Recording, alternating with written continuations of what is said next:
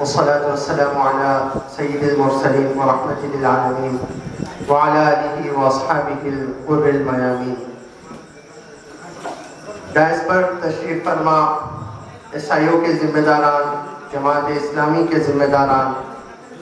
اور مانگرول شہر بھر سے آئے ہوئے محترم بزرگوں، دوستوں، ماؤں اور بہنوں، السلام علیکم ورحمۃ اللہ وبرکاتہ.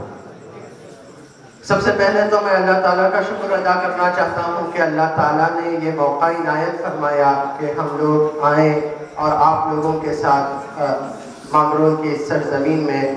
اس خوشگوار سرزمین میں کچھ وقت گزاریں اور آپ لوگوں کے ساتھ تبادلہ خیال کا موقع رہے.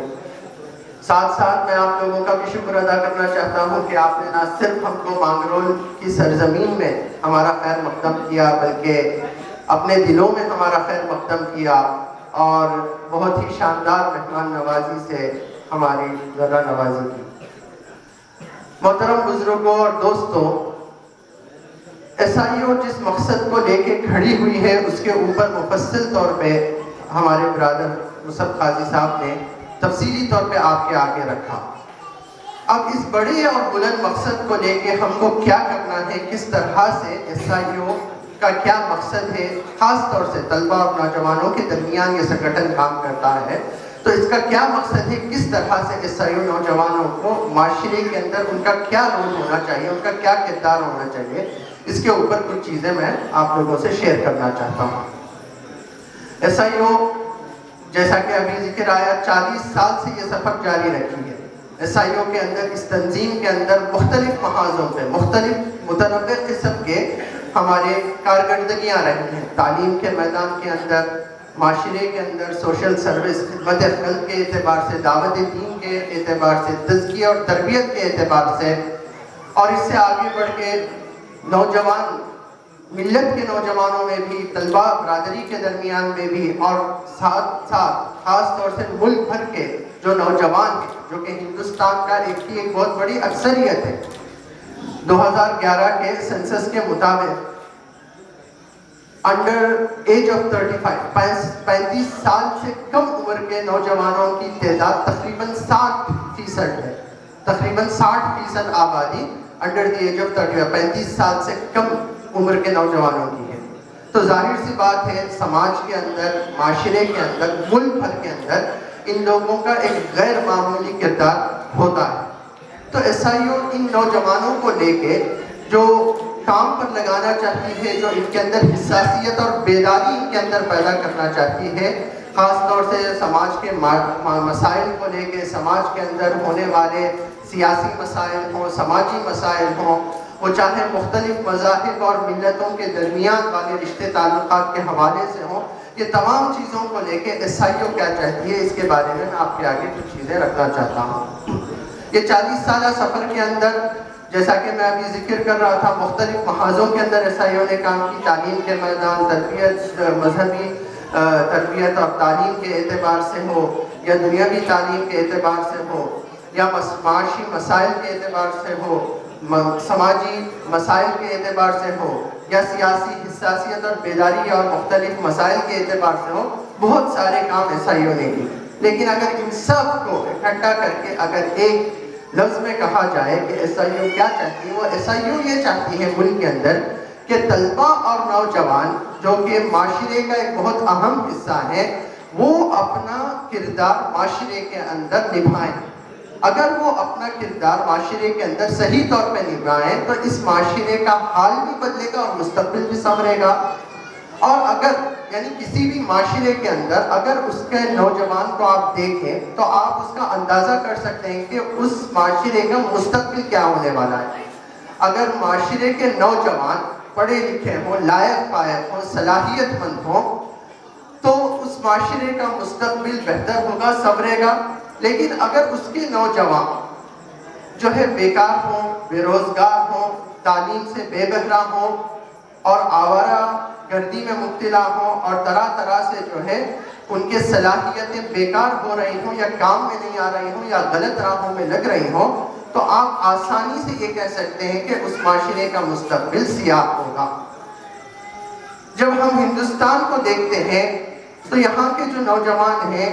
اور ان کا مزاج، ان کا رجحان، ان کے اندر تعلیم کا معیار، یہ تمام چیزوں کو دیکھ کے ہم خود اندازہ لگا سکتے ہیں کہ اس معاشرے کا مستقبل کیا ہوگا۔ اس اعتبار سے SIO یہ چاہتی ہے کہ ہم طلبہ اور نوجوانوں کو بیدار کریں،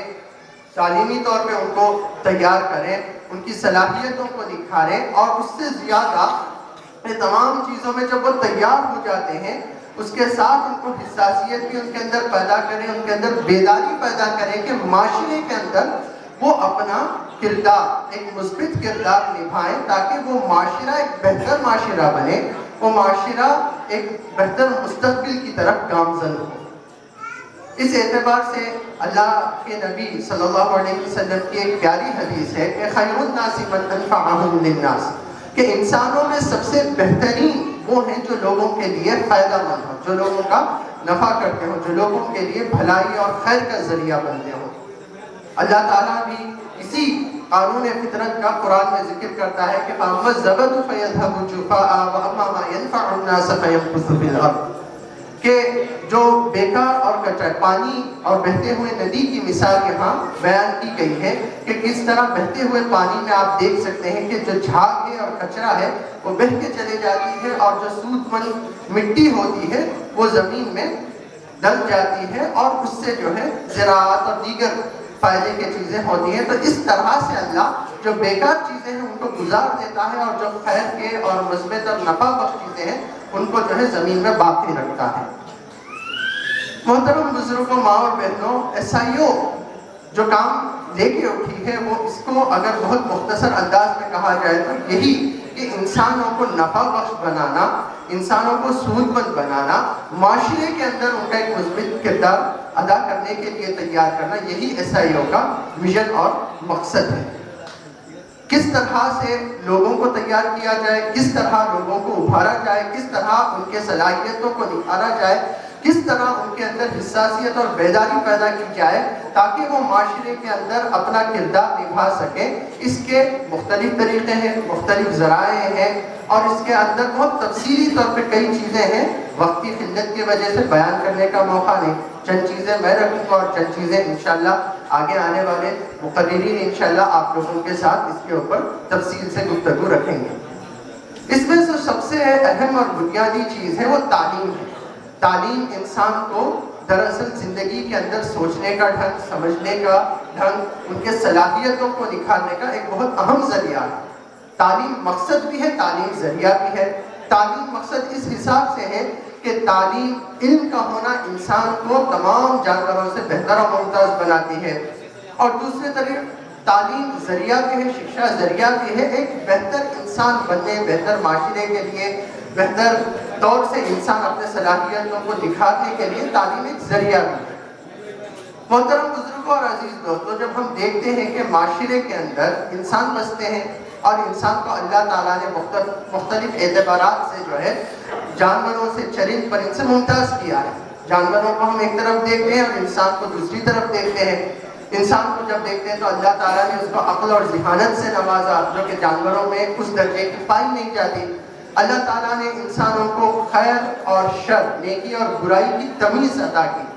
کہ کیا بھلائی ہے، کیا برائی ہے، یہ بھلائی ہے اس کو اختیار کرنا چاہیے، یہ برائی ہے اس کو ترک کرنا چاہیے، اس کی حس اور اس کی تمیز اللہ تعالیٰ نے انسانوں کے اندر رکھی ہے۔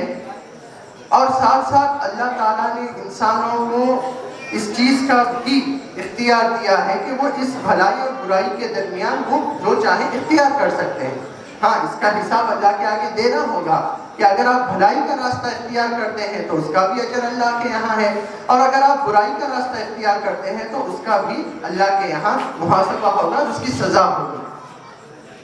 تو یہ اللہ تعالیٰ کی جو ہدایت جو ہم کو اس دنیا میں بھی جو ہے کامیابی کا راستہ دکھاتی ہے اور آخرت میں بھی نجات کا ذریعہ،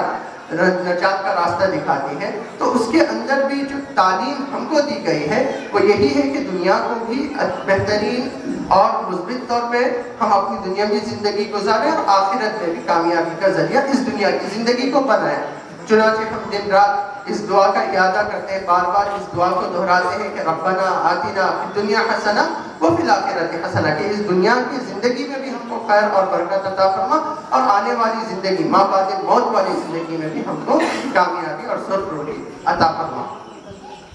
تو ایک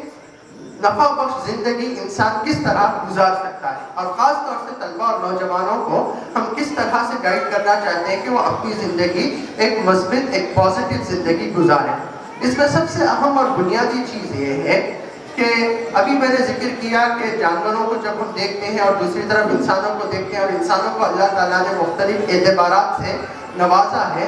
تو ہم تھوڑا اگر غور کریں انسان کی زندگی اور اس کا آؤٹ پٹ، اس کا ماحصل کیا ہے، اور جانوروں کی زندگی اور ان کا ماحصل کیا ہے، تو ہم یہ دیکھ سکتے ہیں۔ جانوروں کو ہم دیکھتے ہیں، چرند پرند کو دیکھتے ہیں، کیا ہوتا ہے؟ وہ پیدا ہوتے ہیں، وہ پلتے بڑھتے ہیں، وہ اپنا کھانے پینے کا سامان کرتے ہیں، اپنی نسلوں کو بڑھاتے ہیں، بوڑھے ہو جاتے ہیں، مر جاتے ہیں، ختم ہو جاتے ہیں، نیست و نابود ہو جاتے ہیں۔ دوسری طرف ہم انسانوں کو دیکھتے ہیں تو انسانوں کا معاملہ کیا ہے؟ انسان بھی پیدا ہوتے ہیں، پلتے بڑھتے ہیں، کمانے دھمانے کا جو ہے اپنا ایک سلسلہ گزارتے ہیں، شادی بیاہ ہوتی ہے، آل اولاد ہوتی ہے، پھر بزرگی آتی ہے، ضعیف ہو جاتے ہیں، کمزور ہو جاتے ہیں اور مر جاتے ہیں اور اس دنیا سے چلے جاتے ہیں۔ پھر ان کا باقی، ان کے پیچھے باقی کچھ بھی نہیں رہتا۔ لیکن اگر غور کریں کہ انسان کی زندگی کا ماحصل اور جانوروں کی زندگی کا ماحصل اگر دونوں سیم ہے، دونوں برابر ہے، تو کیا اللہ تعالیٰ نے انسان کو یہ تمام چیزوں سے جو نوازا اور اس کو اشرف المخلوقات، بہترین مخلوق بنایا، کہ اس کا بھی آؤٹ پٹ یہی ہونا چاہیے؟ ان سوالوں میں ہم کو غور کرنا چاہیے۔ ظاہر سی بات ہے اللہ تعالیٰ نے انسان کو ایک بلند مقصد کے تحت پیدا کیا۔ انسانوں کو یہ تمام چیزوں سے جو اللہ نے نوازا، اس کا ضرور بھی ضرور کچھ نہ کچھ جو ہے نتیجہ مختلف ہونا چاہیے۔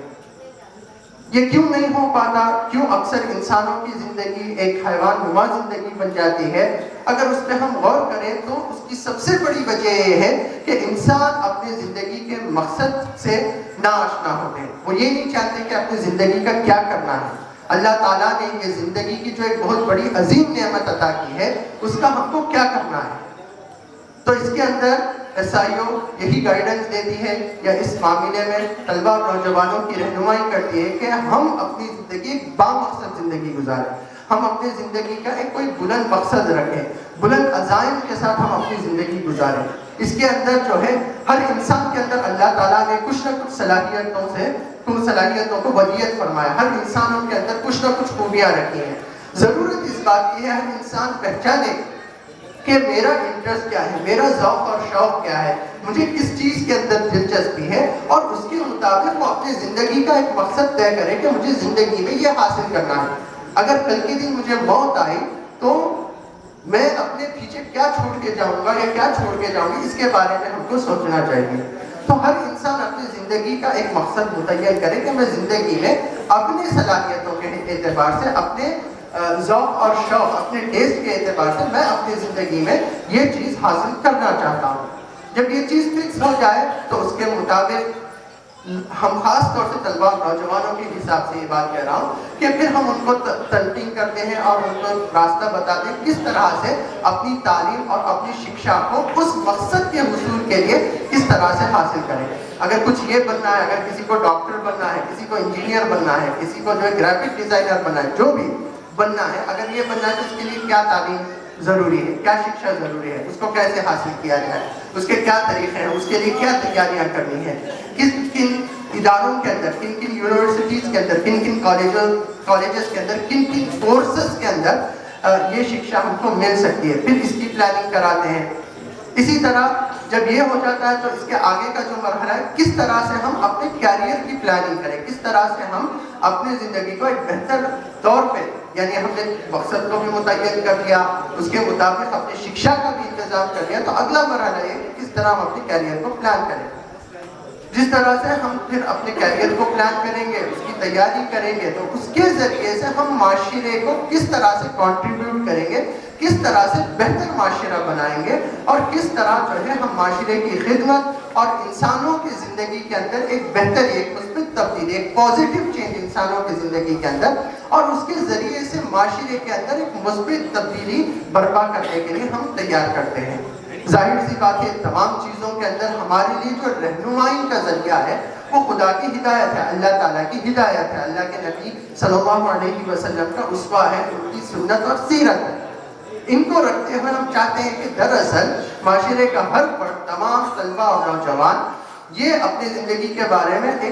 ایک مقصد کو متعین کر لیں، اس کے مطابق اپنی تعلیم، اپنے کیریئر اور اپنا ایک کنٹریبیوشن سوسائٹی کے اندر اس کو فکس کر لیں کہ ہم اس طرح سے ہم معاشرے کی خدمت کریں گے، انسانوں کی زندگی کے اندر ایک مثبت تبدیلی برپا کریں گے۔ تو محترم بزرگوں اور عزیز دوستو، جب اس طرح کا معاملہ ہوگا تو دو چیزیں ہوں گی اس کے نتیجے میں۔ ایک تو یہ کہ انسان اپنی زندگی کو ایک بامقصد زندگی بنائیں گے، جو پھر ان کی زندگی کو ایک سادھارن زندگی، ایک سادی زندگی سے ایک بامقصد اور ایک بلند اور باعزم اور باحوصلہ زندگی بنا دے گی۔ سب سے پہلے اور سب سے بڑا فائدہ تو اس کا یہ ہے۔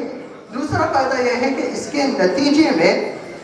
ایک مثبت سوچ، مثبت ذہنیت، پازیٹیو سوچ، پازیٹیو مائنڈ سیٹ اور پازیٹیو بیہیویئر انسانوں کے اندر پیدا ہوگا، جس سے کہ معاشرے کے اندر بہتر روابط استوار ہو سکتے ہیں، چاہے افراد کے درمیان ہو، کمیونٹیز کے درمیان ہو، اور ساتھ ساتھ ہر فرد جو ہے وہ ایک سوسائٹی کے اندر جو ہے ایک پازیٹیو رول پلے کرنے والا، ایک مثبت کردار ادا کرنے والا شخص بن جائے گا، جس کے ذریعے سے جو ہے پھر معاشرے کے اندر جو ہے ایک اچھا ایک خوشگوار معاشرہ تعمیر ہو سکتا، ایک پازیٹیو معاشرہ، ایک ایسا معاشرہ جس کے اندر خیر ہو، جس کے اندر ایک تعمیری رخ ہو، ایک پازیٹیو معاشرہ ہو، اور جو ایک بھلائی کا معاشرہ ہو، جس کے اندر نیکیاں ممکن ہو، جس کے اندر بھلائیاں ممکن ہو، اور جس کے اندر خرابیاں، برائیاں اور تمام طرح کے جو مسائل ہیں وہ کم سے کم ہو جائیں۔ تو محترم بزرگوں، ماں اور بہنوں، ایس آئی او کا